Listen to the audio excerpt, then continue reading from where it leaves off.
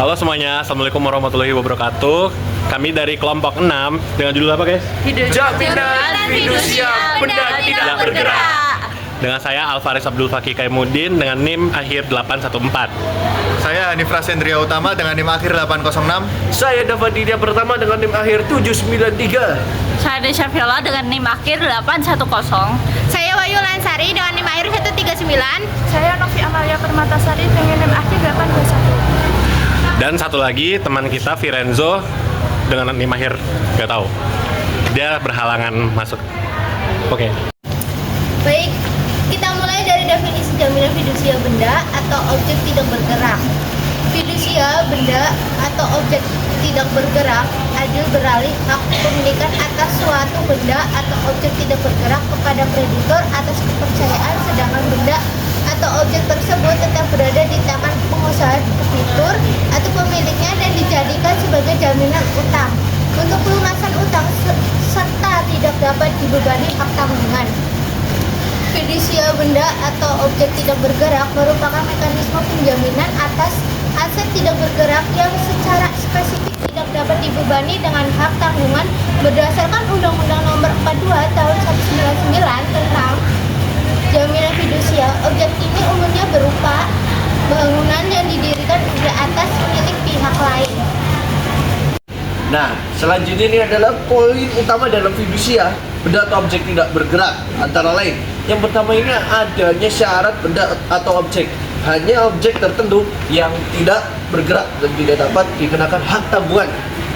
Contoh bangunan yang berada di atas tanah milik orang lain atau rumah susun dengan hak milik tertentu sehingga dapat dijadikan benda atau objek fidusia. Nah, yang selanjutnya ini adanya regulasi atau aturan khusus.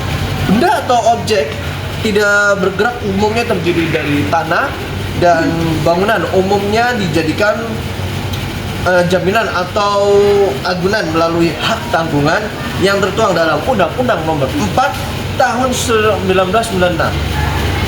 Ya, selanjutnya dasar hukum fidusia. Jaminan khusus fidusia benda atau objek bergerak dan jaminan khusus fidusia benda atau objek tidak bergerak tertuang dalam UU Nomor 42 Tahun 1999. Contoh jaminan fidusia benda atau objek bergerak: motor, mobil, mesin pabrik. Sedangkan jaminan fidusia benda atau objek tidak bergerak contohnya tanah, ruko, rumah, rusunawa, apartemen, dan piutang. Jaminan khusus fidusia benda atau objek tidak bergerak: tanah, piutang, ruko, rumah susun, rusunawa, apartemen, sertifikat hak milik SHM, hak guna bangunan HGB, hak guna usaha HGU. Hak tanggungan ini diatur dalam UU Nomor 4 Tahun 1996. Untuk permasalahan atau problematika lembaga jaminan fidusia terhadap benda atau objek tidak bergerak itu terutama khususnya bangunan, hal ini sering berakar dan bersumber pada prinsip perpisahan horizontal dalam hukum agraria. Hal ini sering menimbulkan ketidakpastian status benda atau objek yang akan berpotensi tumpang tindih dengan hak tanggungan yang dapat menimbulkan resiko sengketa saat debitur prestasi atau ingkar janji, atau yang kita bisa sebut dengan lalai akan kewajibannya, serta perlindungan dan kepastian hukum yang tidak kuat atau lemah bagi kreditor ataupun debitur itu sendiri.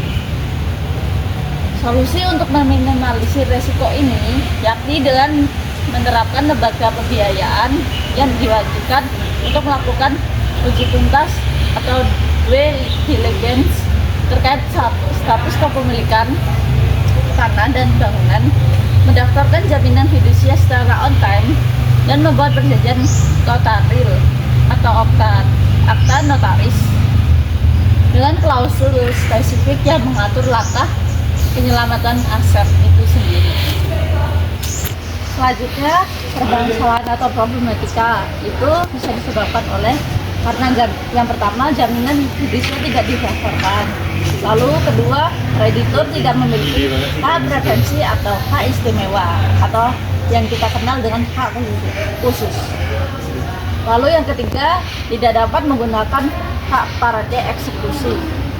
Keempat, ada kedudukan kreditur menjadi kreditur konkuren. Lalu yang kelima, tidak adanya asas graduate atau hak kebendaan, artinya suatu hak yang sejalan dengan benda atau objek yang berada di tangan siapapun atau benda objek tersebut berada. Lalu yang keenam, tidak terpenuhinya asas publisitas. Untuk yang ketujuh, tidak ada perlindungan dan kepastian hukum. Karena fidusia tidak terdaftar, maka kreditur tidak dapat menuntut benda atau objek tersebut kepada pihak ketiga, sehingga tidak ada perlindungan dan kepastian hukum. Dapat berdampak atau berakibat hak kreditur tidak terlindungi, maka debitur juga berpotensi dirugikan yang menimbulkan sengketa hukum. Jadi, harta debitur berpindah alih atau beralih menjadi jaminan umum, sehingga kreditur tidak memiliki hak preferen atau hak istimewa atau yang kita dengan hak khusus terhadap benda atau objek tertentu. Baik, kita masuk ke karakteristik atau ciri jaminan fidusia benda atau objek tidak bergerak. Karakteristik atau ciri utama dari gagasan fidusia benda tidak bergerak adalah adanya ketidakselarasan yuridis dengan sistem hukum jaminan yang berlaku di Indonesia saat ini. Secara teoritis, konsep ini tetap mengusung sifat constitutum possessorium, di mana hak kepemilikan dialihkan atas dasar kepercayaan sementara fisik benda tetap dikuasai oleh debitur. Namun dalam praktiknya, karakteristik atau ciri ini tidak dapat berdiri sendiri karena bertabrakan atau berbenturan dengan asas spesialitas dan publisitas yang melekat erat pada objek tidak bergerak seperti tanah. Akibatnya, segala bentuk penjaminan benda tidak bergerak terikat dan terhubung pada karakteristik atau ciri absolut hak tanggungan yang mewajibkan pendaftaran secara formal demi kepastian dan perlindungan hukum. Oleh karena itu, karakteristik atau ciri jaminan fidusia pada benda atau objek tidak bergerak dalam hukum positif kita dinilai tidak sah dan otomatis batal demi hukum. Oke, berikutnya ada solusi lembaga jaminan fidusia terhadap benda atau objek tidak bergerak dalam putusan nomor 102/PDT/2015/PT-BDG. Putusan ini menegaskan bahwa benda atau objek yang tidak bergerak tidak dapat dijadikan jaminan fidusia jika sesungguhnya sudah termasuk dalam sistem regulasi hak tanggungan.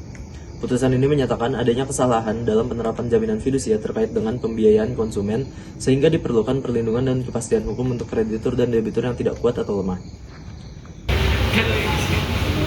Ya, secara resmi dalam putusan tersebut juga adanya pemisahan antara benda atau objek bergerak dengan benda atau objek tidak bergerak, tanpa disertai dengan perlindungan asas groid, groswit, and groid preference.